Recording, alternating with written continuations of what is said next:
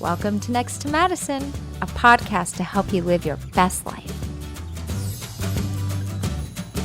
Welcome back to another episode of Next to Madison. I am your host, Madison Malloy, and on today's episode, we are talking about a heavier than normal subject. I am sitting down with speaker, author, and pro-life advocate Victoria Robinson, who is here to share her own abortion story and how she was able to turn her life around and heal. This is not a pro-life, pro-choice conversation. There's no judgment.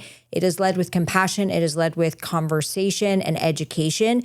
And that was the point of doing this episode. So whether you're pro-life or pro-choice, which I mentioned again after our brief commercial break, that it is important that you listen to this, whether you need it or somebody you know. What this woman is doing and her journey and her story is unbelievable and life-changing for so many people that are in such need. But I'm going to stop talking because the interview takes care of itself. So we will be right back with our guest on Next to Madison. Hi, it's your host, Madison Malloy. For those of you who don't know, I've written and created a powerful collection of books to help you build confidence, shift your mindset, and attract the life you truly want. From Time to Lighten the F Up, to Affirm and Flourish, Color Your Way to Abundance, and more. These aren't just books, they're tools for transformation. Grab a copy now on Amazon or at madisonmalloy.com. Now back to the show. Okay, welcome back. We are with our guest, speaker, author, and pro-life advocate.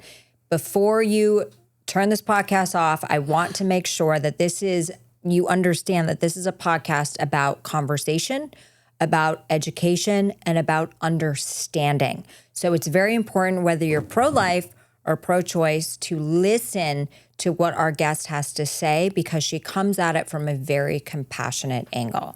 So with that being said, I'm going to bring on our guest, Victoria Robinson. How are you? I'm good. Thank you for having me, Madison. Yes, I'm so excited you're here. And this is obviously a sensitive topic, but it's a topic that you're passionate about. It's a topic that you've been talking about for years and years and years. Mm-hmm. But you weren't. So let's get into like how you became more of kind of a spokesperson for the pro-life movement or the voice of the unborn. Okay. I'm glad you asked that. I was a single mother with two little girls that were 9 months old and 3 when my husband decided he didn't want to be married anymore. So he went from where we lived in North Carolina all the way to California, got as far away from us as he could, and then never sent any financial support, no emotional support. When he would promise to come visit our daughters, I'd have them all ready. They'd be sitting with their little hobby. Is that what it? Remember those little suits? You wouldn't remember. These little Hobby Lobby suitcases, and they'd be waiting for their daddy, and he'd never show up. So I'd be dragging them in the house after dark. They'd be crying, saying, "What did we do? Why didn't Daddy come?"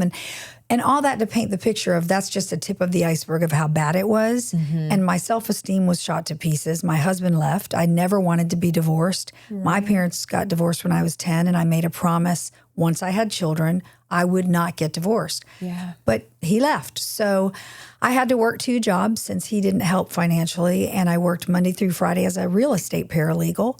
And then on the weekends, I worked a part-time job at a fitness center in Charlotte, North Carolina. So I was away from them for 7 days a week, and it was horrible. In the mornings, I'd take them to daycare. They'd be crying and grabbing my legs, begging me, don't leave, don't leave. But I had no choice. Yeah. So I met a guy at my job on the weekends. He had been pursuing me for a few months. I was afraid because I was really hurting. And I said yes, finally. Fell madly in love. He said all the right things. 9 months into our relationship, I was pregnant, and I was terrified. When I went to him, I thought, well, he's going to say this isn't the best time, but we've already been talking about getting married one day and having our own biological children. Yeah. It's just a little sooner than we thought. Right. But that's not what he said. He started talking to me about the fact that you can barely take care of the kids you have, and you know I love you, but I'm not ready to be a dad. You're not ready to have another child. I think you should have an abortion. We'll have kids later when we get married one day, but not now. The timing's not right. Wow. So honestly, Madison, I was shocked. And how old were you at this point? I was, about 23. Okay, about so you're 23. still very young. I'm still very young. And up to this point, Madison, I would have told anybody I was pro-life. I had a girlfriend who'd had 7 abortions, used it as birth control. Wow. And it got to the point where I was so sick and tired of hearing her that she was going out partying, sleeping around. And if I get pregnant, I'll just have another abortion. It bothered me. So our friendship ended. Yeah. Now here I was a couple years later, and I'm in an unplanned crisis, if you will, pregnancy in my own life. Right. So I never thought the word abortion would come up in a conversation about me, but it did. I called the abortion facility in Charlotte, North Carolina, talked to the woman on the phone. Her name was Helena. Never forget it. Yeah. We were on the phone about 2-3 hours, told her my whole story, how my ex-husband had left. I was struggling as a single mom, et cetera, all of the things. Now my boyfriend's telling me he loves me, but he's not ready, and I don't know that I'm ready. How am I going to do this? Nobody knows. I felt shame, all the things. Yeah. And she said, there's nothing there. From my calculations, you're about 6 weeks pregnant. There is nothing there, but nothing more than a blob of tissue or a clump of cells. Okay. And it'll be no worse than having a tooth pulled or a small tumor removed. So let's get you in right away before you get further along.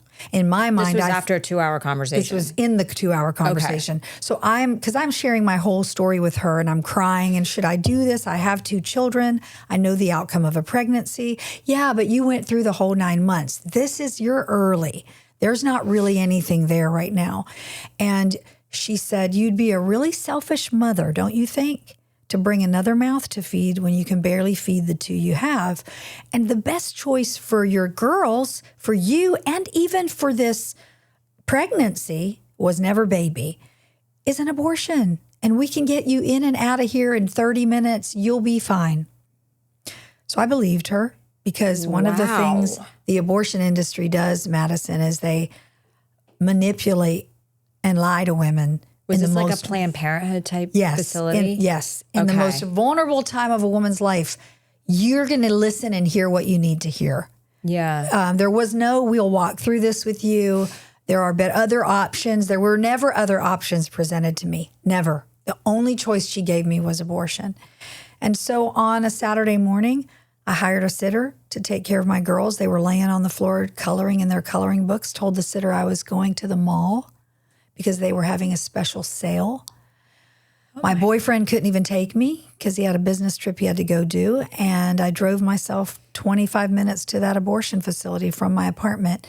The whole time driving there, had my hand on my stomach, telling this blob of tissue, please forgive me for what I'm about to do, but this is the best choice. I cannot take care of 3. You do not want to be brought on into this mess and chaos of my life. So this is the best choice for everyone. The woman I was who walked in, Madison, to that abortion facility was not the same one who walked out about an hour and a half later. So did you get the abortion? I did. And when I went and met Helena face to face, and I was crying and asking her, are you sure this is the right thing? I've been struggling with this decision. I'd been on the phone with her on Wednesday. So from Wednesday to Saturday, she secured my appointment. She wanted me in there quick. She made sure that I knew this is urgent. We need to take care. Because I think she could even sense I was on the fence struggling. Yeah. And I said to her face to face, are you sure this is the right thing to do? I have 2 children that I love so much. I would die for my girls. Yeah. I love being their mom. And are you sure this is the right choice? And she took my hand across her desk and said, remember what I told you on the phone? You'd be really selfish to do this again. You're not ready. You can have kids later. You're so young. When you leave here, never think of it again. And do you think our government would allow it to be if it was harmful to you and they would allow it to be legal? You're going to be just fine. As soon as I handed her $350 cash, because that's what it cost. What year was this? This was 1987. That's a lot. I gave. I had to borrow it. Wow. I hand her the $350 cash. She takes the money from my hand across the table, or across her desk, puts it in her desk drawer, top drawer, slams it shut. That sweet, compassionate, caring woman, Helena, leans in, Madison, to this girl who's crying, this child basically, who's still struggling, and says, just so you know, if you change your mind when you're on that table, we don't give refunds here. So you won't be getting your money back. Oh my. Yeah. My gosh. Then I went into the waiting room, waited for my fictitious name to be called because I didn't use my real name. Yeah. I was so filled with guilt and shame. I always tell girls, if you're afraid to tell your mom something or you feel too guilty about it, that's called a clue. Mm-hmm. And they finally called me in the next room, took me in the exam, the room where they killed my baby, and had me undress, lay on the table. There were a couple nurses in there, staff members, and then the doctor was a short little abortionist guy. And he walked in, white hair, and walks over, tells me, scoot down further, a little bit further. And I did as I was told. And the woman standing beside me, I couldn't stop crying. And he put my feet in stirrups. And it's almost like you're going to your gyno appointment. And then she's rubbing my arm as I'm just crying. I couldn't talk. Just couldn't talk. And she kept saying, don't worry, it's almost going to be over. It's just going to be it's not going to hurt. You might feel some pressure. And she's just talking to me. And I'm looking at the ceiling in my mind, not speaking out loud, Madison. I mean, I can remember this like yesterday. Jeez. And it's been 40 years. And I looked up at the ceiling and I thought, Vic, what are you doing here? Tell them you don't want to do it. Tell them to stop. Tell them to stop. Get up and get out of here. Get out of here. And I was so paralyzed with fear. I was so scared of hurting and making my boyfriend mad, Helena mad, the doctor, or I use that term loosely, the abortionist. Everyone had set everything up. I was a coward. I did not speak up, and I allowed that man to kill my baby. And when I went into the recovery, quote unquote, room, there were cots, those makeshift cots in that entire room, and there was someone on every one of them. There were women and young girls crying and weeping and sobbing, and they looked like they were in shock. And they said, stay here for the next 30 minutes. Here's 2 Tylenol. Take these and then you can leave. I lasted maybe 5 minutes, grabbed my things, said, I can't stay. I want to go. Well, then you're going on your own. I said, I don't care. I can't be in here. I have to go. And I got out of there as fast as I could. And when I got on the elevator, I knew immediately, Madison, you just made the biggest mistake of your life. Oh my gosh. And then I went to my car and I sat in my car and I wept and learned how to bury my pain. And I buried it and I buried it and I buried it so deep. But it came out in other ways until I found help. 10 years it went by. That boyfriend and I, we broke up. Yeah. 9 out of 10 times when a woman has an abortion, it's just too traumatic of an experience to stay together with the man you're with.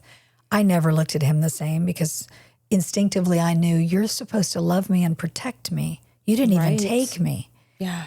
And then I'm sure he looked at me and thought, she actually did it. It just changed everything. And we really did love each other up to that point, but it changed everything. And our relationship became worse, abusive, and eventually ended. Oh my gosh. Yeah. So, but you mentioned the other girls crying and, what you don't hear a lot in the media, especially when it comes with political election time. Yeah. The Roe v. Wade comes up, the pro-life, pro-choice. Now the parties are divided. Some women, want to vote Republican, but they can't because of this issue. Yes. But you don't hear that okay, if we say it's okay, it's legal, if you need to get an abortion, you can get an abortion. They don't talk about the trauma. No, they don't. And you witness it for yourself, but also for everyone else. It's not something that you just do. It's not like taking a plan B. No, it's you don't get over it either. You know that Helena looked at me and said, when you leave here, never think of it again. Forget about it. It's been 40 years. I still think about Dr. it. Evil. It's just a lie. And yes, I saw firsthand the trauma and what was happening in that room. And I'll never get there crying out of my head. I mean, these women were hysterical. Some of them just looked like zombies. They didn't understand what they'd just done. And I'm sure there are those also that walked right out and skipping a beat, but they are the minority. What drives me crazy about the narrative is we try to make it, or the pro-choice side does try to make it, the abortion industry tries to make it into, oh, it's just a small minority of women who have issues with their abortions. It is not true. And they don't talk about the emotional They trauma. do not. They don't talk about the fact that after that boyfriend and I broke up, the next relationships I was in, Madison, were abusive. I felt, oh gosh, I deserve for him to knock me around, call me nasty names, and beat me. I participated in the death of my child. Of course, I'm never going to be happy again. God hates me. I mean, I killed a baby. There's no way God's ever going to bless my life. So I won't even step in a church. He'd probably strike me dead. Of course, I can't have good girlfriends. Because if they get too close, I'd have to tell them what I did. And then they wouldn't want to be my friend. They wouldn't want me around their children. So all of these things that we convince ourselves of when we're post-abortive meaning after the abortion, and we convince ourselves of these people that are unlovable. We think we're unlovable people. We're horrible human beings because only the worst of the worst could do that. And yes, I hear the stories of Jesus forgives. I hear all about Jesus forgiving sins. And I believe you, but not this one. You don't know about the one sin of abortion. I had an abortion. There's no way he forgives that. So you don't believe that today? Today, no. But then for 10 years, I did. Because, and that's what a post-abortive woman will believe, because we're so convinced that that is the unpardonable sin. And how could we? Think about this, Madison. I am a Christian. God created people, whether we're Christians or not. He's created us with some instinctual things in us. Men, whether they're Christian or not. If a man sees a woman being abused in public, or a child, majority of men, the good men, are going to step in if they see someone hurting a child or a woman, or even someone else. That's their nature. Their nature is to protect. Yes.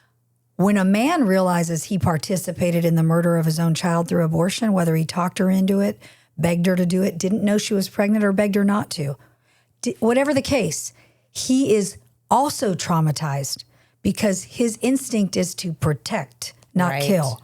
When a woman's instinct is to nurture, because that's how God created women. We nurture our children. They fall down, we run and pick them up and hug them. It's okay, baby, it's okay. The man saying, leave them alone, they're fine, because they want to make them tough. But our nature is to go rescue and help them.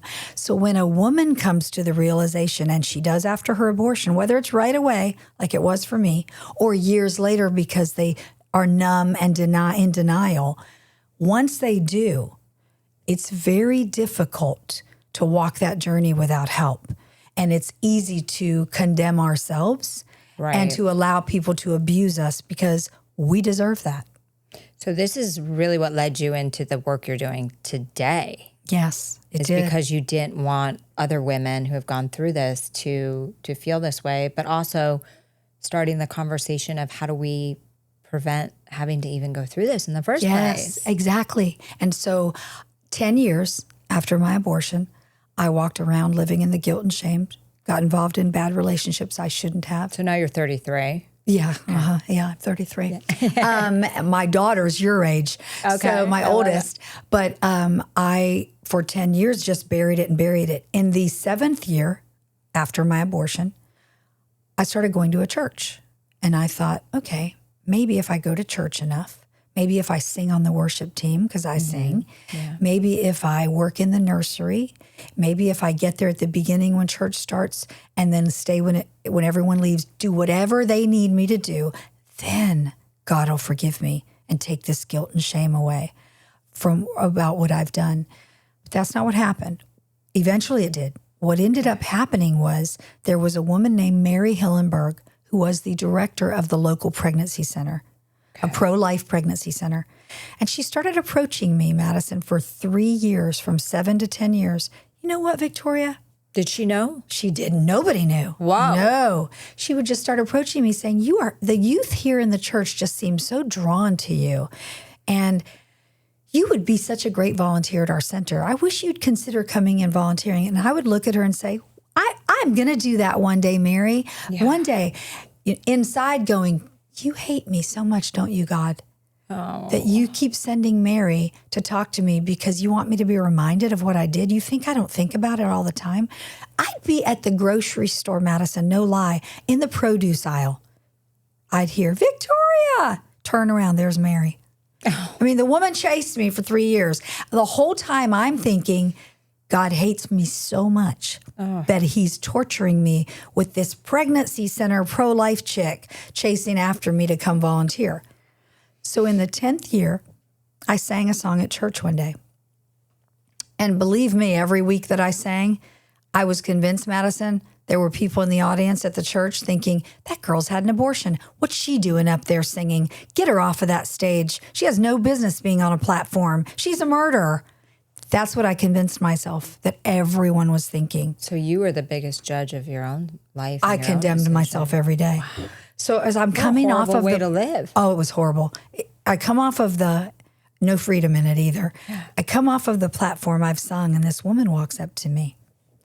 Church with 7,500 people, Madison. She walks up to me and whispers in my ear, Victoria, I had an abortion 27 years ago. Do you think Jesus can forgive me? Because I can't live with it anymore.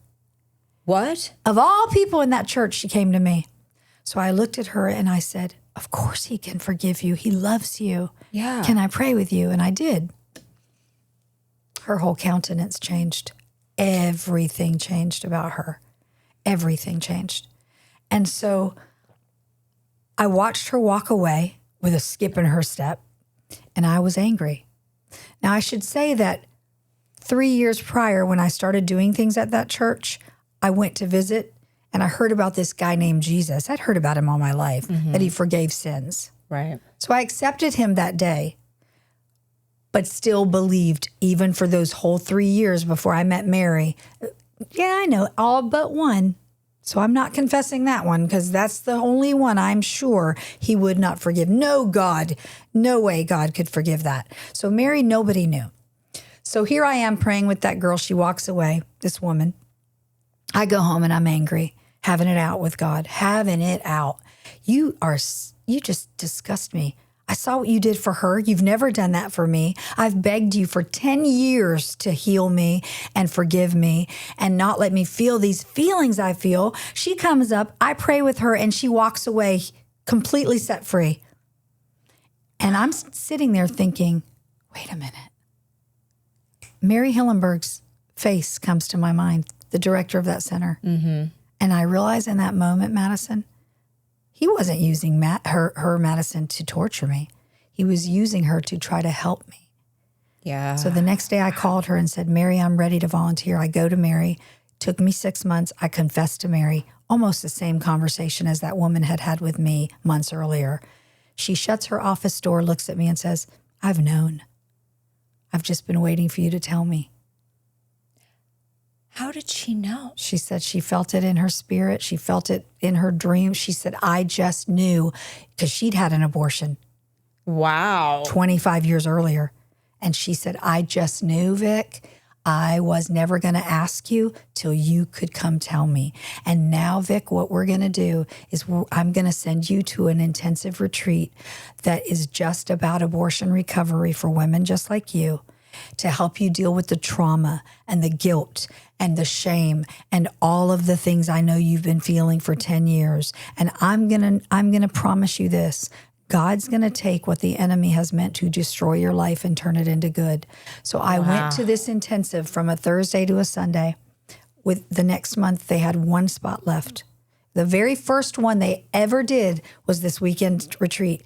They took a 9-week study that was a curriculum only specific to abortion recovery and put it in a 3.5-day retreat. I was at the very first one they did 30 years ago. I got there on Thursday, Madison. I looked at those two facilitators, Trina and Carolyn, and I said, what do you think you're going to do helping me in 3 days? That's the dumbest thing I've ever heard. I have been walking with this guilt for 10 years. I have gotten involved in relationships I shouldn't be in. I have hated my life. I have hated myself. And you think you're going to help me in 3 days? And they just very softly said, well, we're just happy you're here. Wow. I wanted to slap them first. Oh, they made me so mad.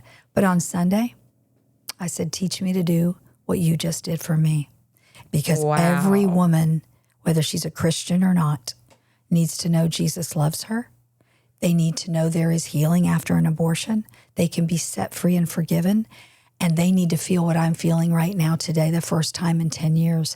And they took me under their wing, mentored me and trained me. And I have been doing these retreats now for 30 years for women, for men, and couples. It's amazing because this is the stuff that is not talked about. It's not. It's not talked about the trauma. It's not talked about the relentless torment that the majority of people go through. And even the people that say, like your friend who had on like birth control, she said she was fine, but she probably was not. She killed herself. Madison, that girl killed herself about 10 years ago. Yeah. And no one will convince me that part of it was having 7 and who knows, I don't know if she had more than that after our friendship ended. Oh my gosh. The trauma associated with abortion, pro-choice, pro-life. Okay, to each their own. I am 100% pro-life today. It is not just because I know for a fact that the unborn are human beings at conception. Science has proven at the moment of conception, we are unique human beings with our own DNA. And I tell people all the time, if you don't believe it's a baby, well, call me in about 9 months and tell me, what is it then? What species are you carrying if it's not a human being? So science has proven at that moment of conception. So that is a given for me. Yeah. There's no one will ever get me to go any other direction. But here's my position as well. I also love women enough to tell them the truth, that having an abortion is going to change you. And those women that are bragging and throwing abortion parties because they've had them, when people say to me that they're the reason, they prove that these women know what they're doing, I look at them and say, those women need prayer. And those women, some of them, I believe, are mentally deranged. Because if you can celebrate killing your child, there's something missing there. I'm sorry, but well, I think that the conversation, and they brainwashed it, that it's not yet a child. Exactly. They have been so conditioned to believe for 53 years in their schools, all over. I mean, social media wasn't there, but now it is. TikTok, all of it convinces women of a lie that it's not going to hurt you at all. I had a woman that came to my retreat once. She had 2 abortions, 18 and 19 years ago. And so she had them 18 and 19 years ago and has been hurting every day since that. Girl, I have had women in my retreats that have had abortions since before Roe was even in effect. Decades, 55 so decades. The trauma went on for all these years. Decades. And it never went away. Never went away. I just had a couple in one of my couples retreats. My gosh. 47 years they've been married. Yeah. They had an abortion after they got married to cover up the fact they'd been having sex before they got married. They were 6 months pregnant. Oh my gosh. They did not want their families to know because they were the good Christian kids. Yeah. They never talked about it. They found out about my couples retreats because the prerequisite for my couples retreats, Madison, is you had an abortion together of your biological child and you're still together. Okay. My men's and women's retreats, it's different. You're still not with that person. If you're still together, these people beat the odds. You're still married. They come to my retreat. This happens with all the couples. This couple in particular, 47 years. They've never talked about it. And at the retreat, they both sit there and he's saying to her, wait, you thought that all these years? You thought that you're the one who talked me into doing it? No, I'm the one who made you do it. No, you didn't. I made you let me do it. They start discovering these things and they're healed personally and as a couple. And so that's where my heart is. It's not just it will always be with the unborn, the innocent unborn who are slaughtered at 3,000 a day in our country, up to birth in some states, Madison. 3,000 a day? It's about 3,000 a day. And that's the numbers, probably more than that because of the abortion pill now that has gotten very, very popular. But we're talking even up to birth in some states. A woman can be 9 months pregnant and drive to Colorado, New York, New Mexico, and have an abortion. It's insanity. And these women are feeling their children kicking, but they're still buying into the lie of this is no big deal. It's not a human because this parasite in your body can't live without you. Well, yes, it can at that point. Even at 20 weeks, babies have been saved. At 18 weeks, deliver them.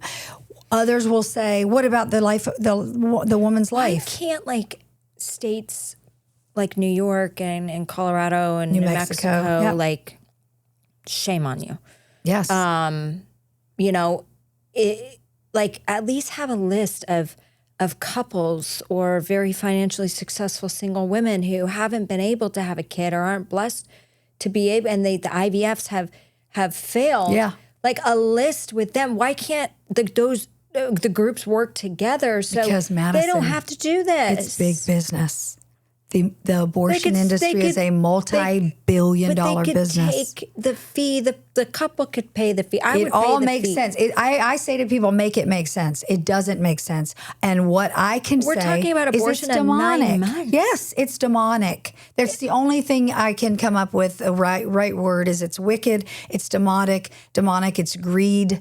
There are so many different things that I've seen and I've heard. I've had these women in my retreats, Madison, and they have had suicide attempts. Of course. They are alcoholics. They are drug addicts. Are these late-term abortion? Yeah. I've had girls like that have had abortions at 6 weeks. So when a woman comes to the realization, how did I allow another person or myself, if I took the pill and drank the poison, how did I allow myself to be so blinded by the truth and so convinced there wasn't a better option that I killed my own child or let someone else do it? It's devastating. And those are the women, men, and couples that I work with, is because I want them to know I can't get your baby back. There's nothing I can do to help you I can't bring mine back. Right. But let's at least walk through healing so you can be productive and you can use your story to help someone else not make the same mistake. I mean, it's just crazy. And so let's switch gears just a little bit. How do we start creating a conversation versus the conflict? And I'm talking about the two political parties. Yes. How do we have this conversation where people are saying, some women are saying men shouldn't have control over my body. Yes, I agree. But I want to vote Republican, but I can't because of this one issue where I always said, I think that the political parties need to drop that and just let it be, but then it's like, who fights for the legislation and the rules? I was kind of somebody for a long time who was just like, you can't control what people do. Mm-hmm. All you can do is control yourself, educate people, be kind to people, be compassionate. God will deal with him in the end. It's not really the government's job or my job to sit there and say you're right or you're wrong.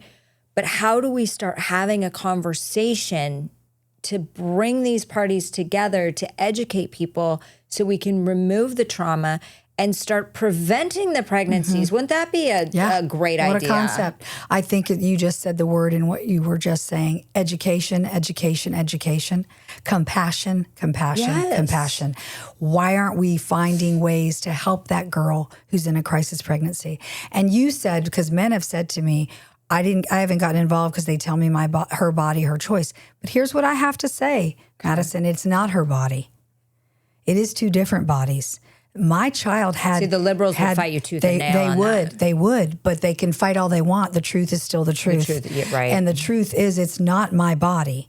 I ended the life of my unborn child that had a separate body. Right. So that is an argument, though, that has been propagated for decades, that it's the same body, and it is not.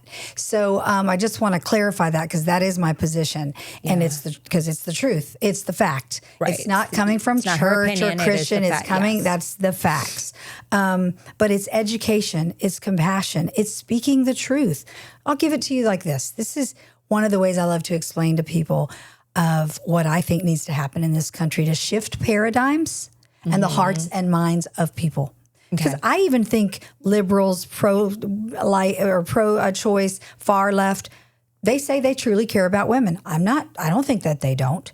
But what I say to them is this: if you care so much about women, don't you want her to know the truth, the whole truth, and nothing but the truth?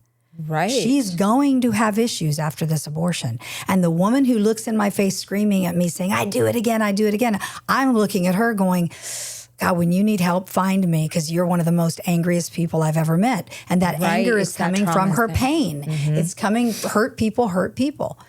But you're too young to remember this, but there's a tobacco company that was sued decades ago. In the little town where I live, Philip Morris, they were sued by a civil lawsuit brought against them from families who lost loved ones to cancer. Okay. Because they hadn't educated the public. Everybody was smoking, remember? Right. It was in airplanes. Like, good for you. Everything. Smoking doesn't harm you in any way. Well, a civil lawsuit was brought against them because people were dying of cancer, even from secondhand smoke. Right. Well, they lost. So part of that lawsuit, part of what they had to do was educate the public on the dangers of smoking. That's why you saw all of the advertising, all of the schools, the DARE program, all these things that happen to re-educate with the truth that smoking can kill you and cause cancer and all kinds of other health issues. Now, we don't have smoking on airplanes. We don't have smoking in restaurants. Right. Actually, when people are smoking, you want to walk up and go, you actually still smoke? I mean, have you not heard about all the worst, the health benefit or the health risks of smoking? So, and I know people who will smoke in private and hide it because they're embarrassed because they know they shouldn't be doing it. Yes. So the whole point in that is education changes things. Let's start speaking the truth about not only the unborn are separate human beings with their own DNA, and they have every right to life, liberty, and the pursuit of happiness. They are human beings. Right. But if you don't want to even go there, because for whatever reason, why aren't we telling women the truth and men the truth about what they're going to face after they make this choice? That's what we need to be educating them about. So the reason that Reassemble, my ministry, my work, to me is so important is that I believe healed people help people. Yes. And on Thursday nights, when these broken people come to my retreats and they look at me and say, don't make me share my story. My mom doesn't know. My kids don't know. My sibling, nobody knows but me and him. And I don't even know where he is. So are you going to make me share my story? Is that part of your retreat model? I tell them, it's your story to tell, not mine. Yep. That's nothing to do with this weekend. But here's what happens on Sunday, Madison. After we stay together at an Airbnb the whole weekend. Wow. After our intensive, and there's a lot of work that does working with their trauma, and a lot of other things come out with other things besides the abortion as well. Yeah. By Sunday, when we're wrapping up, those same people are looking at me saying, tell me, where do you want me to tell people my story? Wow. They need to know the truth about what happened to me and how I used to be pro-choice and why I was pro-choice and why now I'm pro-life and why they need to know they're being lied to and manipulated because their identity goes from this abortion is their identity. They're walking now in healing, in freedom, and their identity honestly is in Jesus. So they're just like, I am healed and forgiven and set free. Now I don't care what anyone thinks about me. I'm telling them the truth. So, but they're obviously not pushing the effects, the emotional trauma and effects that having an abortion causes a woman and a man. Of course not. Because obviously they'd be out of business. Well, let me tell you about the woman I didn't finish. The one that was 18 and 19 years. Here's what she said. She said to me on Friday to the whole group, because we do group sessions, she said, do you know that last night my healing began? And I said, great. She goes, can I tell you guys about it? Wow. Of course you can. Yeah. She said, from the very first session, when all of you started speaking, including you, Victoria, sharing about your own trauma and your story, I sat there and felt a weight lifted because I thought I was the only one dealing with all of the things you guys have been dealing with. Wow. Because I've Googled over the years, is this why I do this? Is this why I act this way? Is this why XYZ because of my abortion? And everything that came up said there's no correlation to depression and abortion. There's no correlation to having suicidal thoughts to abortion. There's no correlation to XYZ. She said, so I thought I was crazy. I thought I was nuts, and I was the only woman. Propaganda machine, obviously, controlling all exactly this? my point. Exactly my point. So she said, when I heard all of you, I thought, I'm not crazy. I'm not the only woman on planet Earth feeling what I've been feeling. It changed everything for her. It's amazing what you're doing. So how do we ever get the left to talk about if they want to continue on the pro-choice, right? And some moderate or conservative Republicans, financially conservative, but more libertarian, how do we at least get them to the Democratic Party to educate women, at least saying, we're not going to take this right away from you, but there are effects that can happen. I think if more people knew that, it'd be a different choice than like, hey, all contraception is free. And the thing is, like, people worry with sex, unprotected sex, STDs and pregnancy. What people fail to realize is that the biology, especially of a woman's body, is we're meant to have sex with people to procreate. Yes. So our oxytocin levels get attached. Yeah. And when you're out there just banging a bunch of dudes, you're bonding with all these people. And you fucked up, and you take on their trauma. 100%. Their energy and their trauma. It is an energy thing. So you could be like, I had no family trauma. Everything was fine. All of a sudden, well, why am I so effed up? Let me tell you this. Soul ties So is what I nobody's call it. talking about this. Like, how do we say, like, okay, but the thing is, like, I'm pro vibrator. Pro vibrator. I'm going to say it right now, okay? It's like I have never had someone say that on a podcast that I've done. There's so many toys that do the trick. You know, it's just like, wait till people aren't talking about the trauma and the soul tie and and it's just like, let's start these conversations so we don't have to get to the level where it's like, okay, if that option, if there's incest or there's rape, there's horrible things that can happen. That is a different situation, but it still doesn't mean that person's not traumatized. They're obviously traumatized on multiple levels. Absolutely. And luckily there's guiding lights like you and angels that can help them. But it's not like, if we get it to where it's like, we're not sitting here trying to take your right away. What we're trying to do is prevent you from having to go down that traumatic path. And that's what I think people just don't realize. And when they're marching in pink hats and doing those things, it's like, it's don't just put such women a sensitive, hard topic because nobody talks about the trauma. Yeah, and what they should do, Madison, at their pink vagina hat crusades is not just put women up there bragging about they had an abortion, it was the best thing that ever happened to them. Let's have the women get up there that had an abortion, it was the worst thing that ever happened to them. If we truly care about women, why aren't we telling them the truth? And those politicians you talk about, a lot of them make a lot of money from the abortion industry. So why would they want abortion, number one, to be illegal, or number one, anyone to know the truth? They wouldn't. And they also get probably a lot. When they push it, they probably get more votes. They get tons of perks from the abortion industry, period, who bring their voters with them. It's all a game at the expense of not just unborn children, who, in my opinion, deserve to live, but the women who are dealing with the trauma of it. And like I said, we haven't even talked a lot about the men, but the men are as well. But we are talking about women here, and these women are not the same after an abortion. You cannot go into an abortion facility and let them kill your baby, walk out, you're not pregnant anymore, and that's not going to, now you'll bury it some for decades before it creeps up, realizing, wait, had I gotten help 25, 30 years ago, I would have never married that abuser. I would have never X, Y, whatever the case is, because they didn't get the help they needed. I don't want to say good news, but one thing that I've seen shift in the 30 years I've done this because of the abortion pill is I'm hearing from young women a lot sooner than I used to. It used to be decades that they had to find the courage to call someone like me and say, okay, I need help. I just heard you on a podcast 3 years ago, kept your information.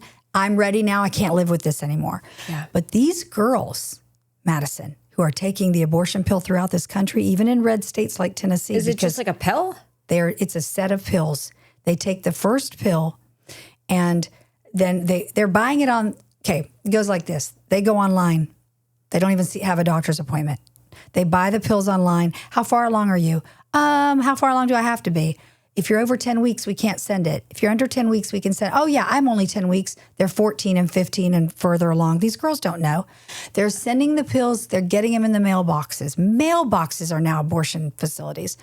They're taking the pills with their instructions. They send them calming tea in these packets, a piece of Kit Kats or Snicker bar in these packets with instructions. Take this pill, take the next one in 24 hours. When you feel the urge to push, sit on the toilet, push, flush, don't look. What the fuck? Girl, these girls are calling me and they're saying, can I send you a picture? Because they told me I was going to pass clots like a period. But can you tell me, am I seeing things? This looks like a baby. And it's a little tiny 12, 13, 14-week-old intact baby that they're sending me a picture of, whether it's in their hand or on their bathroom floors. And they are devastated, not only because they feel lied to, they're seeing the effects of what they've done. They drank the poison, Madison. So that's a whole other level of trauma. When I had an abortion, they didn't let me see the ultrasound. Oh my God. They didn't let me see anything. They didn't let me hear my baby's heartbeat, which I would have heard had they let me. Nothing. They made it like a gynecological appointment. These girls today are taking these pills in their dorm rooms on college campuses. They're taking them in their homes. And then when they're just being flushed down the toilet? They're flushing so they're in our water systems, Madison. We don't address this ASAP. We have so many issues coming. Look it up. Some guys that work at a water system, I can't remember which plant in which state, they had clogged water lines. They found remains of unborn, aborted children. That's the facts. This isn't propaganda. I'm not putting some stuff out there. Go look it up. This is the nature of their beast. And not to mention, the pill does what it says it's going to do. But what about the effects? I mean, if you take I used to take a Prozac because I had depression. Yeah. And it would help the depression, but there were side effects. Sure. What are the side effects of these Great drugs? Great point. Are we going to see an increase in, because it's got to do something with the hormones, like breast cancers, ovarian cancers. Nobody's talking about like any of this stuff. I just say, every woman go get yourself a vibrator. Okay. Church all right or then. temple. You know what I mean? Just do what you can. I know it's hard. It's like, I've never been married. Am I a virgin? No. Mm-hmm. Right? Did I clean up my act in my 30s and be, less loosey-goosey? Of course. Because I knew the emotional trauma of, sleeping with somebody and then it not working out. Yes, it's and not I wasn't just going to do that anymore. It's not as simple as people think. Exactly. The trauma I felt from that. So now it's like, no, you have to be like in love, blah, blah. That's my choice. Yeah. I'm not saying, if somebody wants to go sleep with a bunch of men, that's your choice. But or if they want to be celibate. Right. Yeah. But there's trauma that goes with that. Yes. And that's what nobody talks about. So like, how do you, in your opinion, how do we bridge the two parties together on this issue? Or is there just so much money and just almost the good versus evil? And we're not talking about like rape or incest. There's different situations, not that it's right, but like, how do we just, it's like our whole world needs a healing. I don't know if we can. We are such a broken system. Yep. Well, and people are so traumatized and hurt and lied to that it's just like we need, I don't know, Madison. I wish I had the answer. I just, as a Christian, I think we live in a world filled with good and evil. I don't think that's ever going to change. And I think that was kind of the point. 'Cause Yeah, it is. And I just really don't know. I think that education, I want to educate as many people as I can so they don't make the same mistake I made. But you're doing an amazing job. There are better options. And you brought up rape a couple times, and I think that is one of the most horrific crimes against a woman. Yeah. Absolutely. In my career, I can count on one hand how many women have come that were raped and ended up pregnant. Okay. I remember 2 of them vividly that came to my office for therapy back a decade ago. One had an abortion after she was raped. She was 17. Her family, loving family, told her, you don't want to be reminded of this ever. You need to do this, and so she chose abortion. And the second one was 16, and she had been raped and became pregnant. And she chose adoption. She said her family, very loving family, wanted her to have an abortion. And she said, I stood my ground and said, no, I'm not doing it. I'll place this baby up for adoption, but I'm not going to kill this baby. The woman who was raped and the girls that I have counseled since that have been raped and became pregnant and had abortions, all have one of the same themes. No one told me that baby was not just my rapist's baby, but that was my baby too. Wow. So now with the trauma of my rape, I've had to deal with the trauma of killing my baby. And the girl who placed her child for adoption said to me with a smile on her face, Victoria, it was the hardest decision giving him away. But I watched how something that was the ugliest thing that ever happened to me turn into the most beautiful event of my life when I handed my son to a couple who could not have children. And he healed me. My son healed me. So I always say this. I would never judge a woman. Look, God gave us free will. Even God gives us free will. Of course. We have to pay the consequences of some of the choices we make because there's a consequence for every choice we make, good or bad. But I'm going to tell you, I hate when I see not only what I know is coming for the woman, but the child pay with their life because of the sins of the father. Yeah. And why does the rapist get away scot-free, but the baby dies because of what he did? So these women that I have met in my 30-year career I have never heard one say, I'm glad I had an abortion after I was raped. And I think that's very important for people to hear. And I hope that there are many pro-choice people that are listening to this podcast because it's not, I want to repeat, it's not about judging you or condemning you not or at all. shaming you. It's about educating you so you know if, God forbid, you're in this situation, how to handle it with grace and ease and to prevent the trauma and to get the help and the care you need. And God forbid you decide to go down that and you are suffering trauma, that there are resources like Victoria's group that is there to help you. Madison, I had a girl reach out to me on Instagram and she said, I've been watching you and following you for a few years now. Yeah. And I'm pregnant and I'm going to have an abortion. It's scheduled for this weekend. And I'll just come to your retreat because I've seen all the people, I've heard about all the people you've helped. Geez. And I said, could we get on the phone? Yeah. She goes, really? I said, yeah, we're emailing right back or messaging on Instagram. And so we got on the phone and I said, listen to me. Before you walk into that abortion facility this weekend, you need to hear what I'm telling you. You see my life on social media. And yes, it's true. God forgives, he heals, he can redeem, restore, all of those things. And many thousands of women have had been able to walk through that as well as men and couples. And I said, but please do not use the death of my child as your excuse to go abort your own. Wow. I will help you any way I can, but that does not have to be your answer. Now, if you choose to do that, you know how to get in touch with me. I will be here for you, whether it's 6 months, 6 years, decades, that you finally come to the point where you're going to ask for help. But I'm telling you, you don't see me in the fetal position. Even after all the years I've been in this work, or watching my 14 grandchildren play at Christmas and my 4 daughters and my 4 sons-in-laws and watch all of them. And I have that moment where I have that, there should be more here. Yeah. So you just don't understand. So don't look at me and think, oh, look at Victoria. She's just doing great in her life.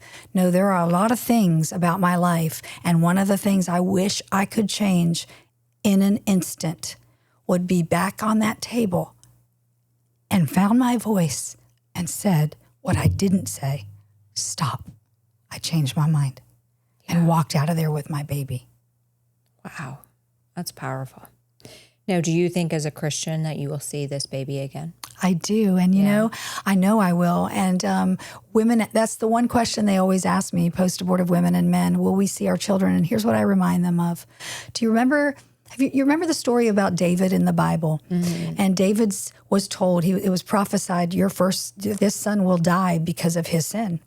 And when his baby was born, he said, for 7 days, I'm going to fast and pray for God to change his mind and not take this baby because his son was sick, the infant. Yeah. After 7 days, he heard whispering outside of his door. And he said, what is it? Did the baby die? And his staff, who were told, leave me alone for the next 7 days, bring me no food, no nothing, I'm fasting. Yeah. And he was just praying and praying, right? So they're afraid to tell him the baby has died. So they walk in and they tell him, yes, the child has died. So he gets up off the floor, Madison, and he brushes himself off and says, make me something to eat. And they say, wait, what? You want to eat now? You have been inconsolable for 7 days, and now you want us to make you something to eat? He looks at them and says, what can I do now? What's the point? Yes, make me something to eat. Where he's gone, I will go one day, but he'll never come here to me. Wow.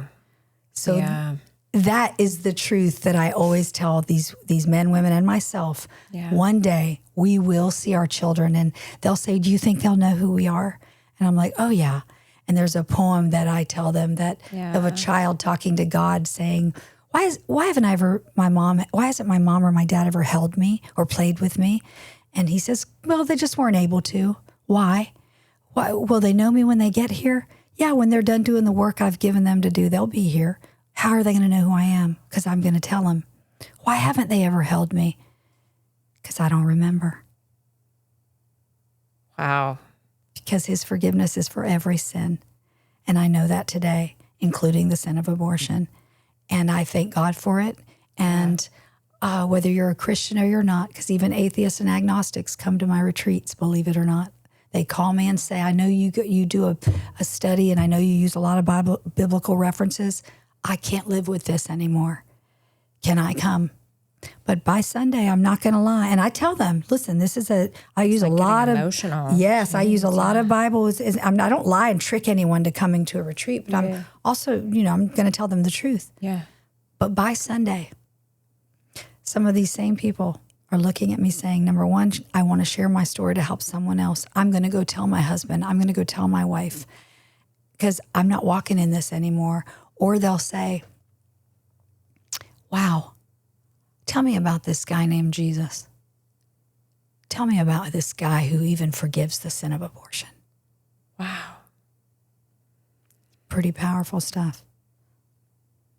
Jeez. Well, that was an amazing, emotional, powerful, educational. But again, you lead with such compassion, and you're not here judging, you're here helping. And I love that. And that's why I think it's so important that you're doing what you're doing and that you are on this show to have this conversation. So look in the camera and tell people where they can find you, follow you, support you, any of that. Is that right here? Yep, that's you. Go to my website, reassemblelife.com. I am the only one who will read your inquiry, your email. I am the only one who will get on the phone with you. No one else is allowed to open my inbox. So it'll just be me and you. And confidentiality is paramount to what I've done for 30 years. And I get it because I was there and I was afraid to tell anyone, but you don't need to be afraid to talk to me. And even that first conversation, I promise you, it's going to help whether you ever come to a retreat or not. And there is no obligation to do either. Just get online, reassemblelife.com. If you have a home, that is an Airbnb and you think, gosh, this is really something I want to help. I haven't had an abortion, but I want to offer our space to use for these retreats, please get in touch with me. I have so many generous donors across the country that allow me to use their beautiful beach homes and mountain homes so that we can offer this healing to others. And donations, we need all the donations we can get because I can't keep up with the demand. We've had, since Roe v. Wade, over 70 plus million abortions in this country, probably a lot more than that. That's a lot of people that are walking wounded that need help. And I want to be able to make sure they get the help they need. Thank you for watching. And there's no condemnation here. There is no judgment here. I want to offer you grace and mercy and help in the same way others have done so for me. Amen. So well said. Good. So well said. Thank you. Well, thank you so much for coming on Thank and you for having sharing me. your journey, your story, your trauma, and your gift now. Thank you. And I just really enjoyed meeting you. Thank you so much. Thank you. My baby did not die in vain, Madison. Absolutely My baby not. continues to save other babies. God bless you.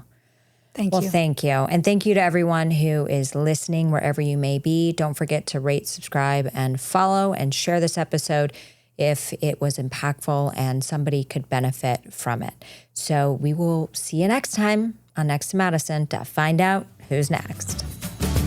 Hey, your host here, Madison Malloy. Please make sure to subscribe to the show on all podcast platforms and please rate and review us on iTunes and Spotify. Also, if you have any questions or comments, you can email us at contact@nexttomadison.com. I thank you again for listening. Bye.